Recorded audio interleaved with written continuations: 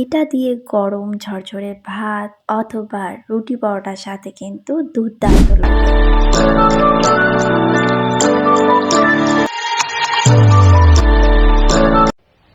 আসসালামু আলাইকুম viewers, welcome to my channel রুবাইটস কুকিং গ্যালারি।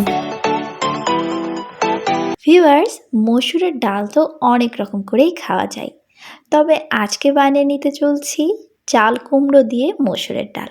রেসিপিটি তৈরি করতে এখানে নিয়েছি হাফ কাপ পরিমাণ মসুরের ডাল আর 1 কাপ পরিমাণ জালি কুমড়া বা চাল কুমড়া। জালি কুমড়াটা আমি ছোট করেই সাইজ করে কেটে নিয়েছি, আপনারা হয়তো দেখে বুঝতেই পারছেন। এইবার আমি ডাল এবং জালি কুমড়া দুটোই ভালো মতো ধুয়ে সাইডে রেখে দিচ্ছি।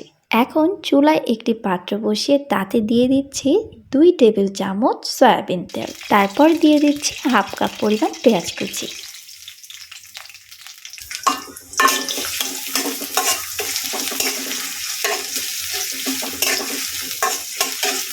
পেঁয়াজগুলো একটু নাড়াচাড়া করে ভেজে নেওয়ার পরে দিয়ে দিচ্ছে হাফ চা চামচ আদা রসুন বাটা একসঙ্গে। আপনাদের কাছে আদা বাটা রসুন বাটা যদি আলাদা আলাদা থাকে সেক্ষেত্রে পরিমাণ মতোই দিবেন।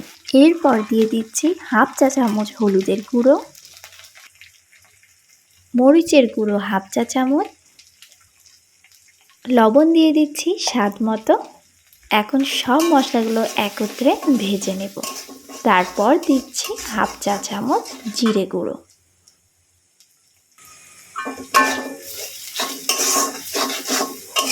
সব মশলাগুলো এখন ভুনে নেব 2 মিনিট যাবত। তারপরে অ্যাড করছি ধুয়ে রাখা মসুরের ডাল।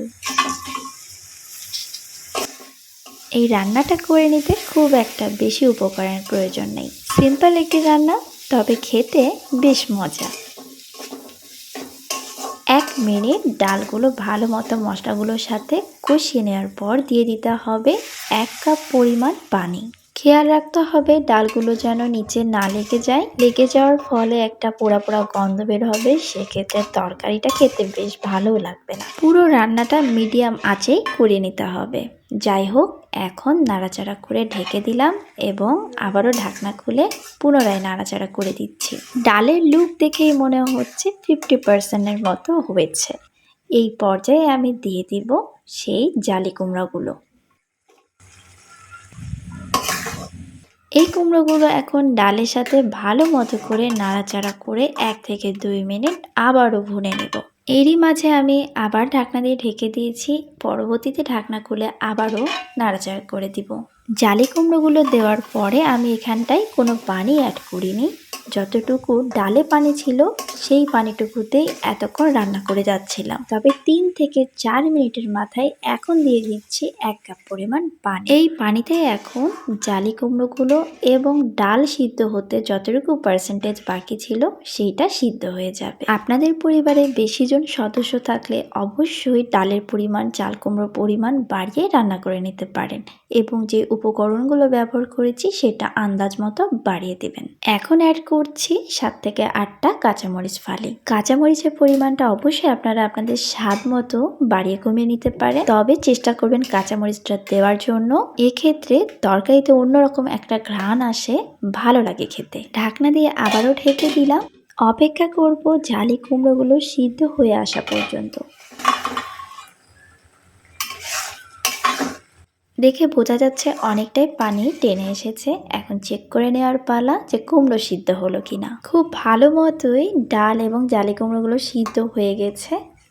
ডালে যেই পানির ঘনত্ব রয়েছে আমি এই পর্যন্তই রাখবো, কারণ ঠান্ডা হয়ে আসার পরে এটা অনেকটাই কমে আসবে। সো ভিউয়ার্স, তৈরি হয়ে গেল মসুরের ডাল দিয়ে চাল কুমড়ো বা জালি কুমড়োর রেসিপি। ঠান্ডা হওয়ার পর এখন পরিবেশন করে নিচ্ছি। দেখুন, ঠান্ডা হয়ে আসার পর কিন্তু অনেকটাই ঝোল কমে এসেছে। এটা দিয়ে গরম ঝরঝরে ভাত অথবা রুটি পরোটার সাথে কিন্তু দুর্দান্ত লাগে। রেসিপিটি বানিয়ে দেখবেন, আর কেমন হয়েছে তা অবশ্যই কমেন্ট করে জানাবেন। আজ বিদায় নিচ্ছি, পরবর্তী রেসিপি নিয়ে আপনাদের সাথে দেখা হবে ইনশাআল্লাহ। এছাড়াও আরও নিত্য নতুন রেসিপি পেতে চ্যানেলটি সাবস্ক্রাইব করে পাশে থাকা বেল আইকনটি প্রেস করে আমার সাথেই থাকুন। আল্লাহ হাফেজ।